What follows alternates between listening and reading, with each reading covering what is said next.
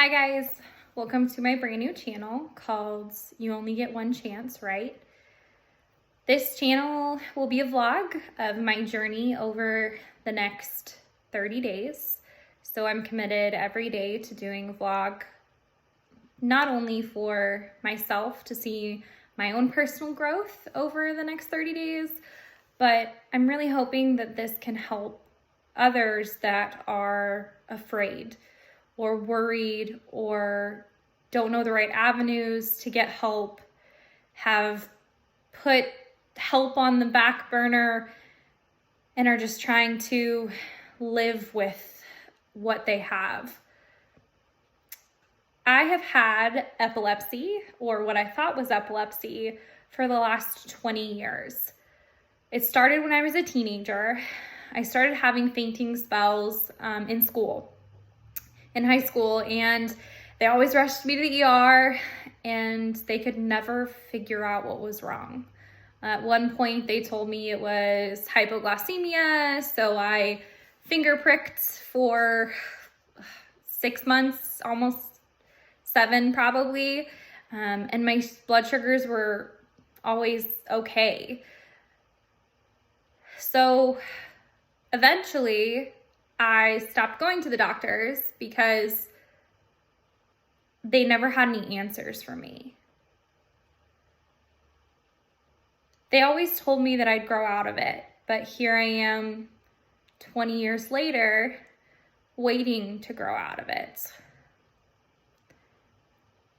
In July of 2022, I caught COVID for the second time, and it really did a number on me and my health. Before that, I thought I had managed my seizure disorder or my epilepsy without the doctors, because I was only having an episode once every 6 months, once every 3 months, and it wasn't really impacting my daily life. So I put it on the back burner to not worry about it. Well, it kind of caught up with me after I had COVID the second time. My body was tired and worn down, and my seizures started going from, once every 6 months, once every 3 months, to once a month, then once a week, then a couple times a week, then once a day, and then 2 to 3 times a day, which severely impacted my daily life. I was stubborn as all get out, and I didn't want to go back to the doctors. I was in and out of the hospitals as a kid.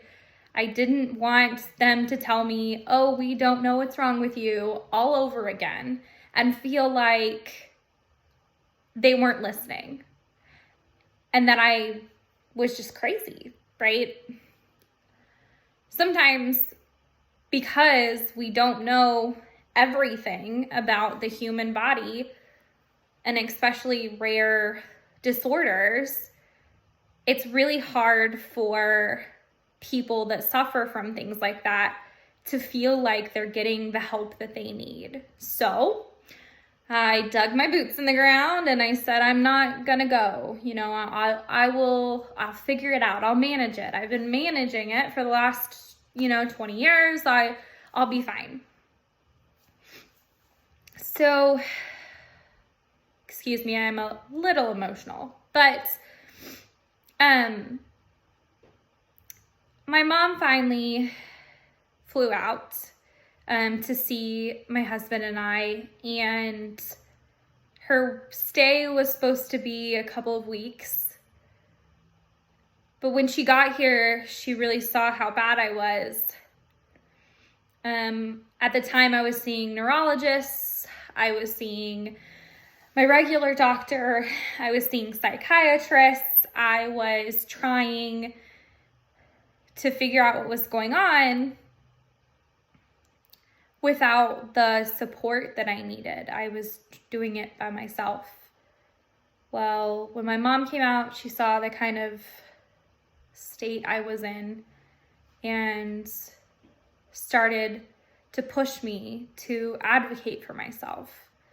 I don't like the doctors. I hate going to the doctor's office. I hate going to the hospital.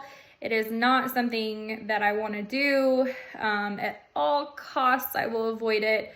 I honestly, just from being, a sick child and teenager, I just didn't want to go. Well, I finally went to the neurologist while my mom was here because it got to the point where I could no longer take care of myself. My episodes were becoming more and more drastic. They were becoming longer than they'd ever been.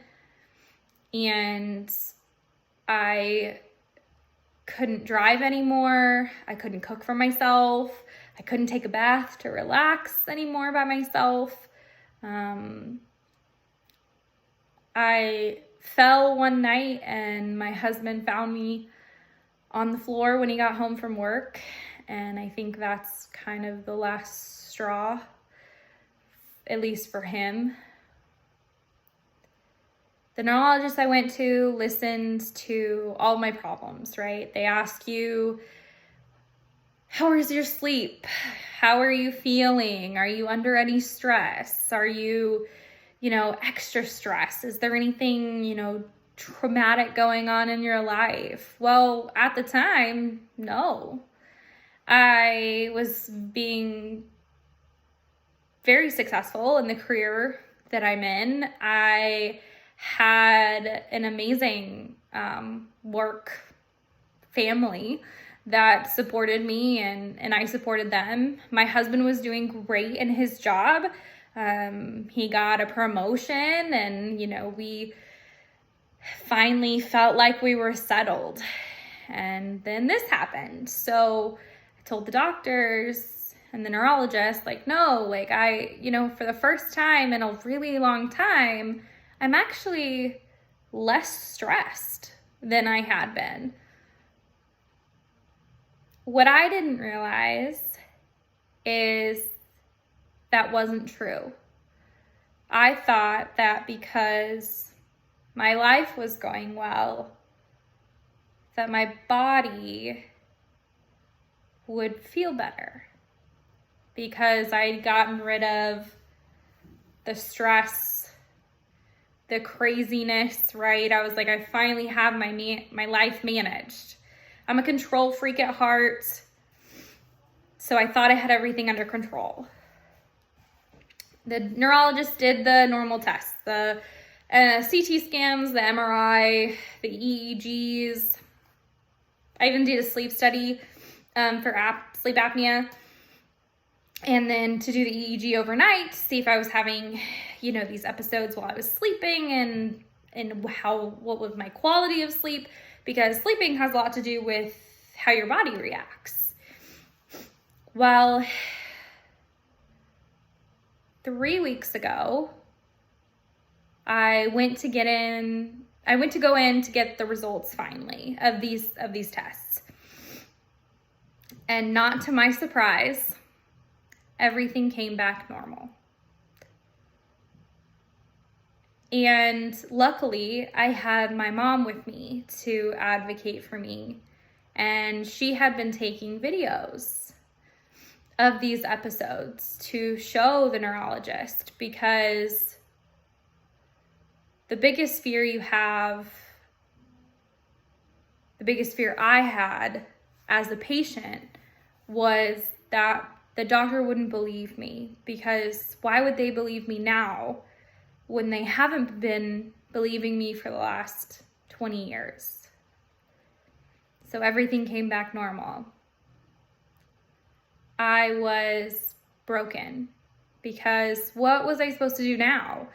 I'd done all the tests, I've done all the things, but I'm still having these really severe episodes, worse than I ever had as a kid, worse than I ever had as a teenager. And I didn't know how to function with those. I couldn't go to work, couldn't drive myself to work. I couldn't provide, I felt like I wasn't providing for my family. I couldn't take care of my 2 dogs. I didn't have the energy to clean the house, much less, get out of bed some days. So the neurologist came to an interesting conclusion that I have a condition called PNES. The old term for PNES is pseudoseizures. So in my mind, he was telling me I had fake seizures, right?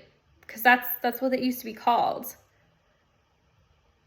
So again, I felt like he wasn't believing me, that I was just making it up, or, I was dreaming all of it, or I was doing this to myself, which was the scariest thought of them all.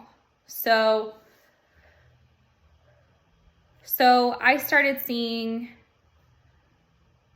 a psychiatrist several months before that, because I do have a history of anxiety and depression. And I'd gotten back on my anxiety meds once again to try to get my mood to even out. But the hole that I was in just kept getting deeper and deeper and darker and darker. And I really didn't see a way out this time.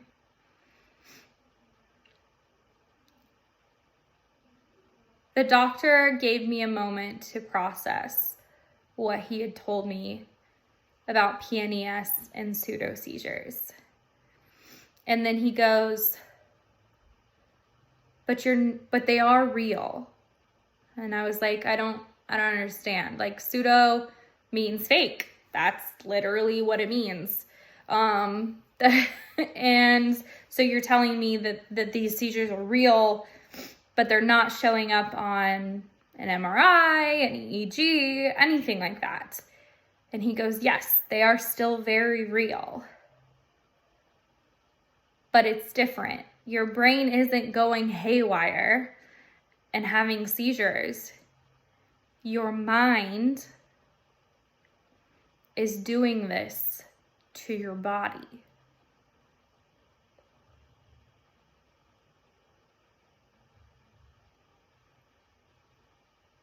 I was at, and still am, when I talk about it, a loss for words.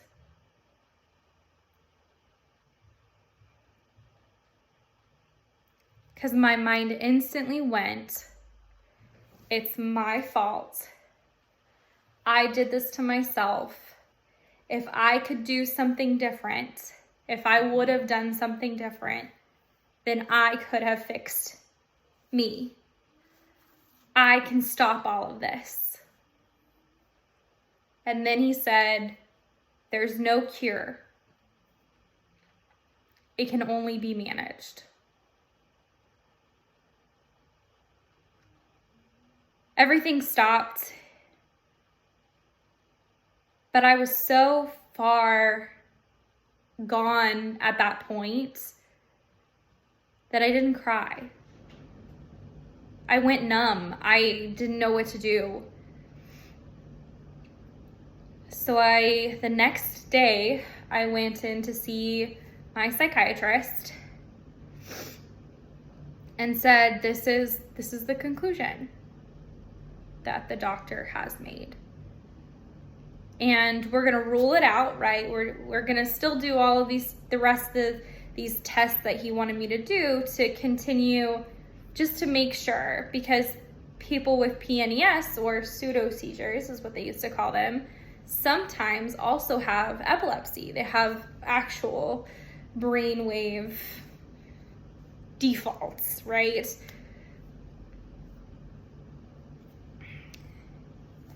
The psychiatrist saw the dark place I was in. My family saw the dark place I was in, and encouraged me and motivated me to check myself in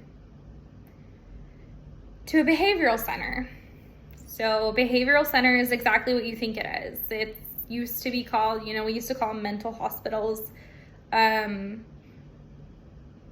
but they're not like they used to be. It's not like you go in and they deem you crazy or whatever the term you want to use is, and lock the door and throw away the key. That's not how that works anymore. Most of these behavioral centers that I researched or that I have been to, because I went to 2 of them in the last month, are very short stays. So they're anywhere from 3 to 8 days usually. Sometimes if you have a more complex trauma, it's even longer than that, or a complex disorder or multiple issues, then you do stay a little bit longer, but it's not like in the movies where they literally throw away the key and you never get out again. The first behavioral center I went to, I walked in that night and said, I need help. I'm not good at help. I'm a control freak. I like to do it by myself, but I can't anymore. They took all my information, asked me about everything. Same things kind of that the neurologist did, like my sleeping habits, how depressed was I, how anxious was I suicidal? Did I want to hurt myself? Did I want to hurt others? And at that time, I didn't want to hurt myself and I didn't want to hurt others. But I was so far into my depression and anxiety that I couldn't get myself out by myself. So because they were asking all of these very triggering questions, because they want to get to know you very quickly, right? They have this intake process to see whether they can help you, whether you fit the molds of what they focus on or what they help with. And because they were asking all of these triggering questions, I had an episode in front of the intake person with my mom sitting next to me. And they all freaked out, right? They called doctors in. They were going to call 911 and get me rushed over, which was really next door, but they were going to get me rushed over to the hospital and get me checked out. And my mom's like, no, this is what we're experiencing. This is it. Like, you were actually getting to see in real time what she's going through on a daily basis. And then they got worried and they kept talking amongst themselves. I came out of my episode and was very confused. I usually am when I come out of them. Because for me, time doesn't stop. So wherever I stopped and the episode started, I restart from there. If I was having a conversation with somebody, I continue having that conversation once I come back, because I think that no time has passed when time has continued on without me. It could be 30 seconds, it could be 5 minutes, it could be 15, 20, 30 minutes. And so I just continued, but I was really confused because there was more people in the room than there was before. And I was like, I think I probably had an episode. I think, obviously things are different, right? Like, we look like the games, can you spot the differences? The differences were very obvious, and there were more people in the room, and it was a little chaotic. And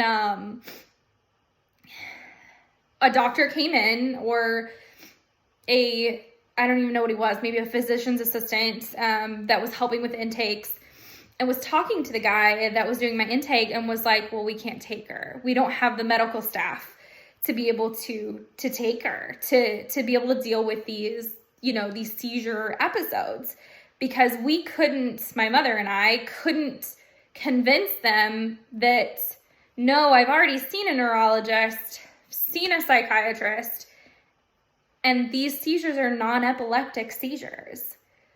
They are trauma-based seizures. It took them 5 hours to decide whether to admit me. It was an awful ordeal. My mom literally at one point took the intake guy out of the room, closed the door. Sadly, I have really good hearing, so I heard the whole thing, and I know the intention was for me not to hear it.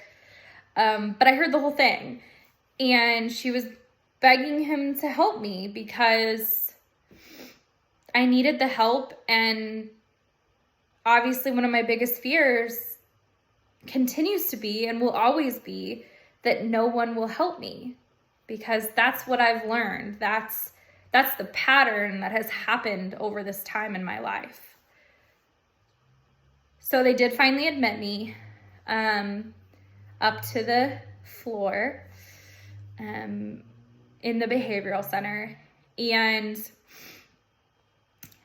that is somewhat like the movies, but not as crazy and chaotic. I had a roommate, so it was beds that are very heavy.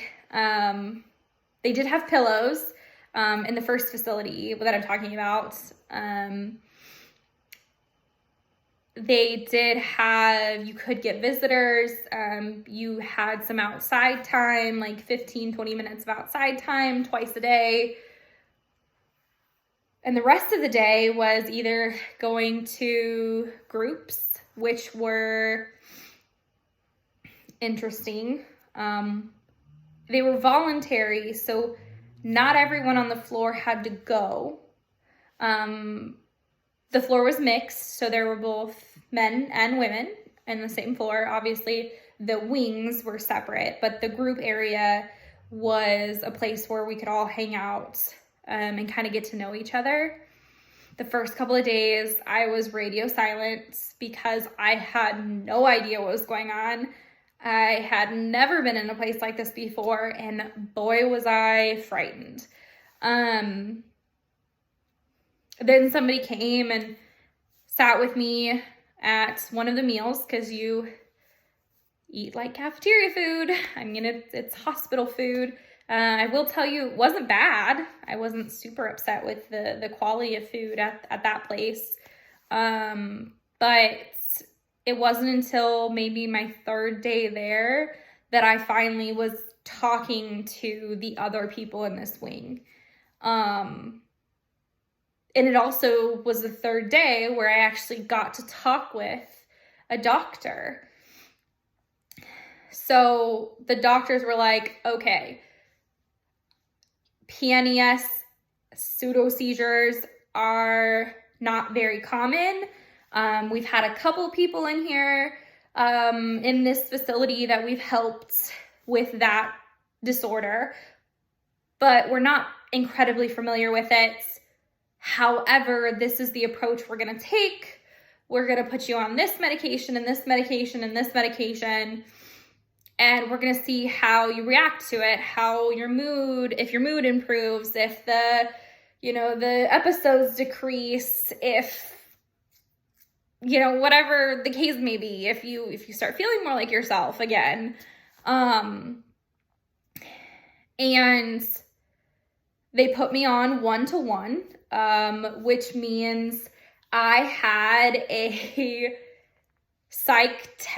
technician, so not a nurse, but somebody that helps out on the floor that helps with the patients, literally next to me for, I think it was 48 hours. They would go everywhere with me. I would have to, make sure that I was they had to make sure I was within arm's reach of them.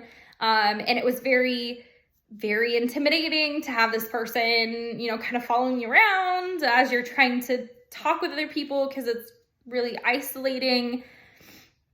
And so by the fourth day, I had actually made some connections, right? I had talked to some people. I was feeling a little bit more comfortable. I wasn't nearly as scared as I was. Later on in these vlogs and these episodes, I promise I will share the crazy stories, because crazy things did happen in this behavioral center. That, that's what happens. People do have, issues, and they do have disorders, and they do need help. So there are things that happen, and yes, they are comical. They're sad too, but they're comical. And so later on in these vlogs, I'll elaborate, I guess, a little bit more on that. But by day 4, I had made some friends, some fast friends, people I could hang out with. I like to do puzzles. So eventually this blank space behind me, I'm working on a puzzle right now. We'll hopefully have a puzzle, here in my office space. So that way you're not like just staring at the, I think beige colored walls maybe. But made some friends. People go in and out all the time, right? Because it's a short stay facility. And felt a little more comfortable. I was feeling a little bit better. My mood was lifting as the medicine continued to work. And then got called in to the doctor on day 5. Back in, and they said, okay, well, we've seen some improvement. We're gonna let you go home tomorrow. Well, in my mind, I was like, yes, like, woo, let's get out of here. Like, I don't know why I came here in the first place. Like, did I really need to be here? I can handle this. I can do this on my own. Got home, and I will tell you, not even 7 days later, I was so dark and so beaten down and so removed from my own life and had nothing left, right? I was literally a shell of who I used to be. I was completely numb, that my mom goes, nope, we need to find a different facility. You need to go back in. And I agreed this time, because the first time I fought it a little bit, and I was like, do I really need to go, to a crazy hospital, right? That's what people call them. Mental health is such a taboo subject still. It's getting better, but it really is still a taboo subject.